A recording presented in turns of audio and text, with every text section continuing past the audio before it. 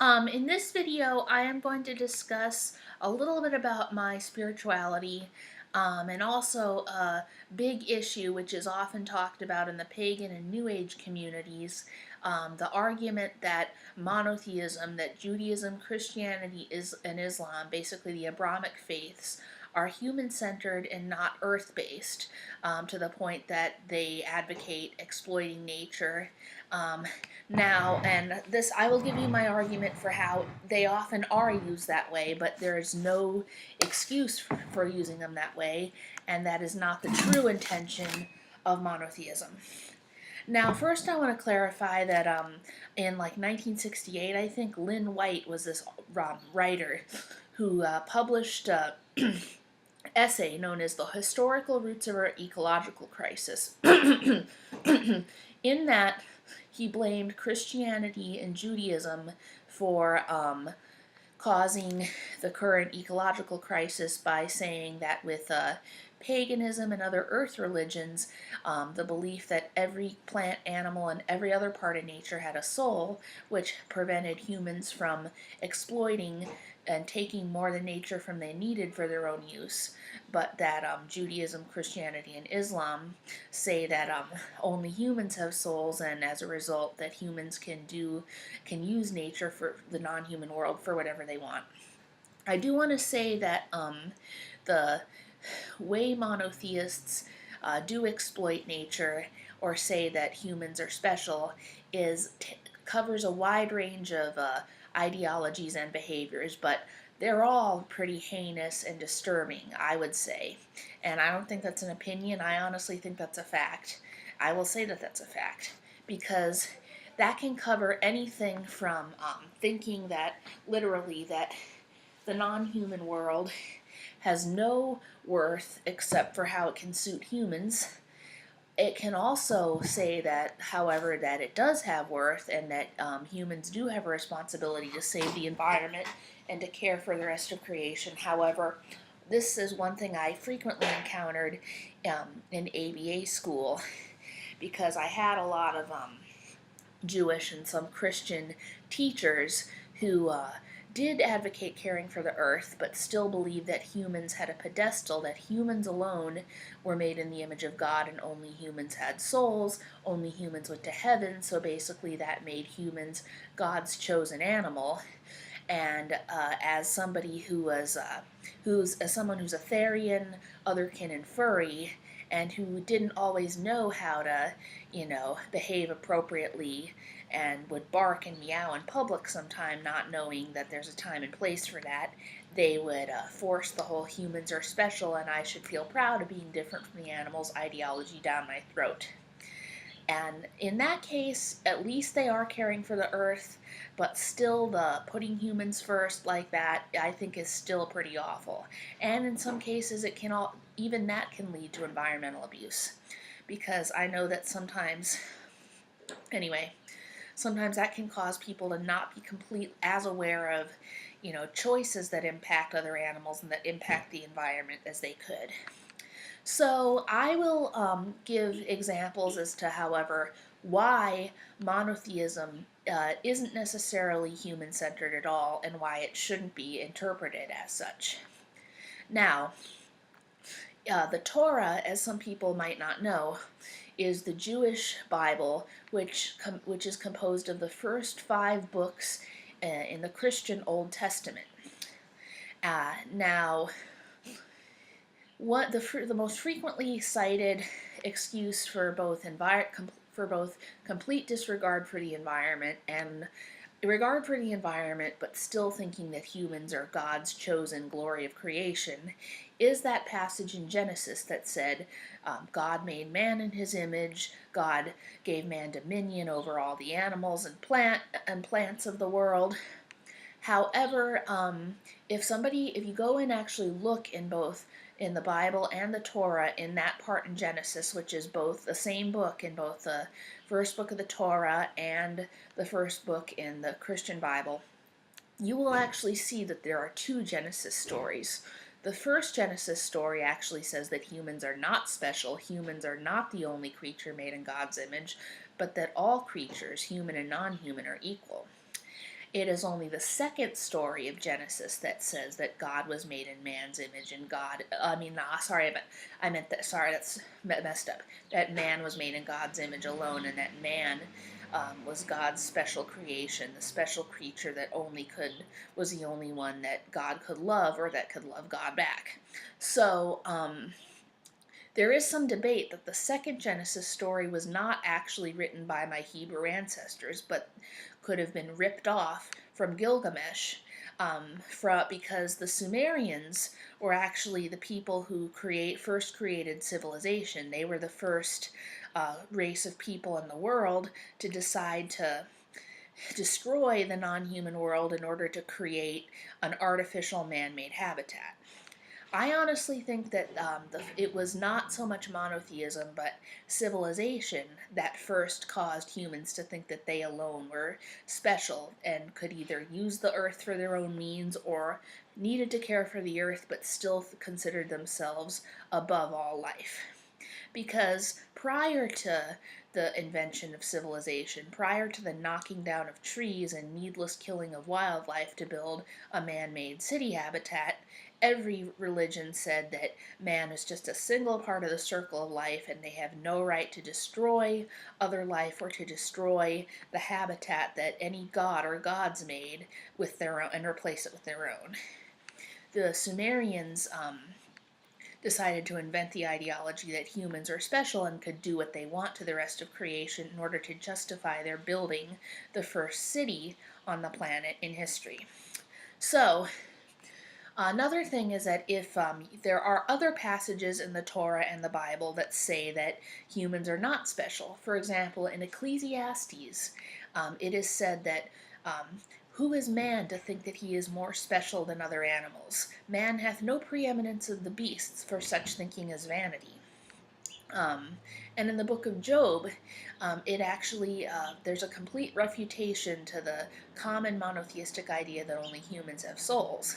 So a lot of Jews, Christians, and Muslims, not as many Jews actually, because as I'll talk about later in other videos, Judaism is not as human-centered as some people think it is. It's a lot more earth-based in general. Well, not so much in general. There are human-centered Jews, but less prone to putting humans first than, Christianity and Islam, which tend to do it more, but then again, not all Christians or not all Muslims do that either. So, the monotheistic idea that some monotheistics have, that only humans have souls and only humans go to heaven, so heaven has no other animals in it, it's just a bunch of humans loving each other and hugging each other, just human to human without any non-human contact.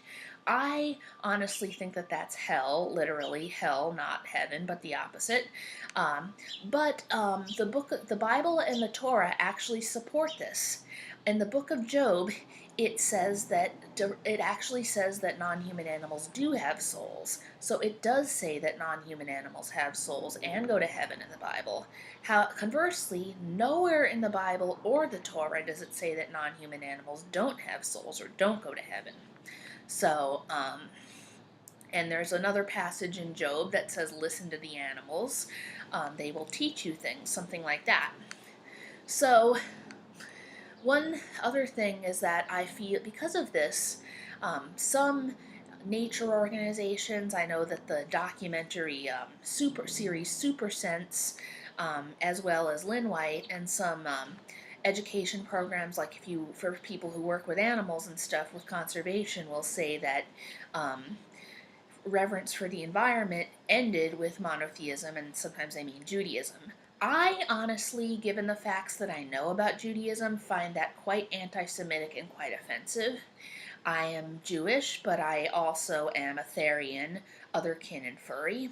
And the whole saying that environmental protection ended with Judaism is basically another, stereotype of a Jew as poisoner of the well. It's basically saying the Jew is the poisoner of the planet, blaming the Jew for environmental destruction for one other thing. And that is quite, that is pretty hurtful anti-Semitic propaganda. Destruction of the environment was not caused by Jewish people, as I am explaining. So, Conversely, some people will say that the pagans around the Jews, during the time of the ancient Hebrews, were much more earth-based. But if you actually look into the Torah and into ancient history at the time, it's not always that black and white. In fact, if you look at some of the pagan civilizations around the time of the ancient Hebrews and the biblical times, a lot of the, pagans, which I mentioned, the Sumerians, which were pagan, as well as some of the Egyptians during the late Egyptian period when they were less into animal gods and more human-centered, and as well as the Greeks and the Romans. Quite not all Greeks are Romans, but the Athenians, the Stoics, the more civilized Greeks and Romans. A lot of the pagans at the time were not really earth-based or caring for the earth. You had a lot of civilized Greeks who thought that only humans had souls and only humans went to heaven. Of course, a lot of the Romans were, as well known, were cruel to animals. They killed lots of animals in the gladiator games, and a lot of them considered non-human animals soulless and just property, even though they were pagan. Meanwhile, a lot of the, of course, these pagans always lived in cities, so that's another indicator that, paganism was not always earth-based at the time. Conversely, you had a lot of the ancient Israelites. Most of them at the time were just nomads living out in the wilderness and the desert with livestock. In the Torah, you have sometimes these, during the time that my people were out, wandering in the desert with their livestock, a lot of them communicated with the wild desert animals and talked about a lot of cool ideas, insightful ideas with these wild camels, wolves, lions, whoever. So if you are a nomadic tribe that isn't really, in a city, but that's just out in the wilderness, at that time, a lot of Hebrews were actually more earth-based and less human-centered than a lot of the pagan civilizations at the time. There are exceptions, of course. It is not a black and white issue, but either way, but that is something that is part of history. That's something that Lynn White and Supersense and some pagans and New Agers tend to ignore.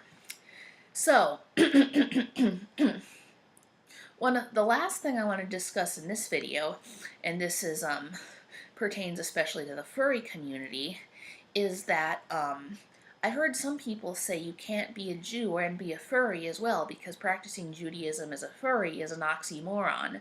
They say that Judaism is the opposite of being a furry. That is not true, because as I've explained, monotheism should not really be used to elevate humans above other animals. However, in regards to entertainment, it is not, completely like, that monotheists are human-centered either. A lot of cartoons, that furries love are written by Jewish creators, obviously, but more than that, a lot of them contain Jewish spiritual themes. Now, when I was 3 years old, the very first movie I saw in a movie theater was An American Tail, which came out in 1986. I was like 2.5 or 3 at the time. That's, of course, about the Jewish-Russian immigrant mice. It's an allegory of Jewish immigrants and other European immigrants coming to the United States to escape persecution from the oppressive governments in their home countries. However, I feel like that was a sign from God that I am both a furry, Anti-Therian, otherkin, and Jew as well. All of those.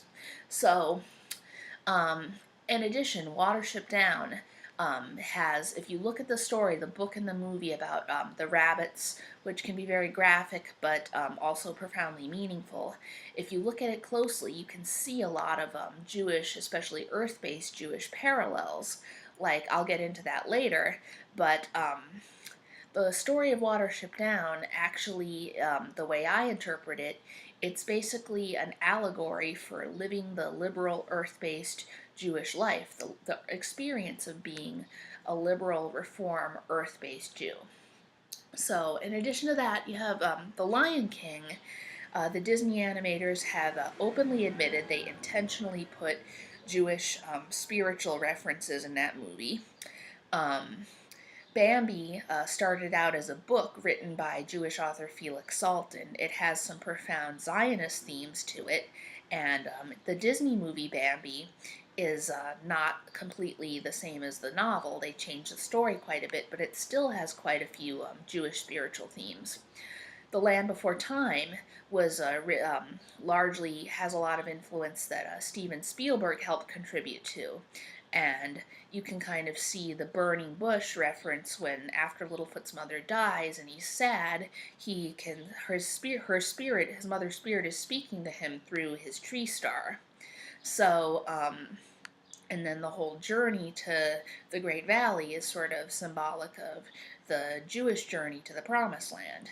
So, Jurassic Park, even I can see some spiritual parallels. Spielberg had this, could see spirituality, Jewish spirituality within dinosaurs. So, and that really touches my heart. I'll get into that in later videos. You have, in spite of what people popularly believe, Walt Disney was not anti-Semitic. He had a lot of Jewish workers, animators, songwriters who he treated like family, and he also put a lot of earth-based Jewish spiritual themes in his movies. So the whole myth of Walt Disney being anti-Semitic is just that, it's a myth. The Warner Brothers, who created, of course, Looney Tunes, were both Jewish, and Balto, that is a Spielberg film, so I can definitely see the burning bush theme when Balto, giving up hope, and when he falls off that cliff, not knowing if he can get up, he has the vision of his mother and Nayu, who motivates him to get back up and deliver the medicine to the sick kids, which, again, I can see the burning bush references in that, and I feel like Spielberg probably was influenced by that, by his religion, in creating that movie too. You also have Maurice Sendak's Where the Wild Things Are, and you have his Nutshell Kids with Alligator, and the story of the lion who taught Pierre how to care. The list goes on and on. You have Shalom Sesame, the American dubbed version of the Israeli Sesame Street with Kippy Ben Kippot the porcupine, and the American Sesame Street, for that matter, was created by a lot of Jewish, artists and writers. And the list goes on and on. You have so much creative earth-based music and theater and different media for kids that was Jewish created, and often contains a lot of earth-based Jewish themes. It would be too, lengthy for me to mention all of it because it is so, so massive. So, for that reason, too, there is no reason why Judaism or other monotheism should be human-centered. There's no reason why it should either regard the non-human world as either strictly for human use and unimportant besides that, or it should regard, humans as really special, even if the environment, has value beyond human use. So, I ask if any pagan or New Age people, still try to blame environmental destruction or cruelty to animals on the Jew or on monotheism in general, I ask that they sort of see this video and sort of see another point of view. I do not, excuse the behavior of monotheists who do condone environmental destruction or who do think that humans are above and beyond other animals, even if they do care about the earth. And those do exist. There are Jews, Christians, and Muslims who believe that. I've known them. But this video kind of gives another perspective that I hope the pagan and the New Age community can see. And I'm hoping that both the human-centered monotheists can see it too, so eventually all religion is earth religion.